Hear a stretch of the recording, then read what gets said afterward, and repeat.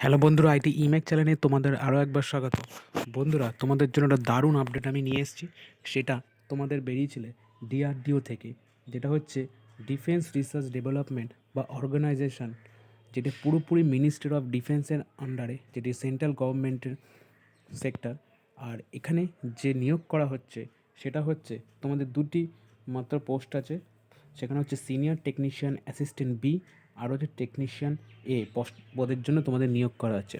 যেখানে প্রত্যেকটিতে তোমাদের দেখতে পাচ্ছ এখানে এজ লিমিট তোমাদের দেওয়া আছে 18 থেকে 28 বছর, যেখানে এসসি এসটি ওবিসি ক্যান্ডিডেট তোমরা বয়সের ছাড় পাবে। আর সিনিয়র টেকনিশিয়ান অ্যাসিস্ট্যান্ট বি এর জন্য তোমার 561টা, আর টেকনিশিয়ান এ পোস্টের জন্য তোমাদের 203টি টোটাল নাম্বার অফ ভ্যাকান্সি আছে। তাহলে যে সমস্ত ক্যান্ডিডেট ডিপ্লোমা বা আইটিআই বা 10 পাস আছে, তোমরা ভালো করে প্রিপারেশান নাও।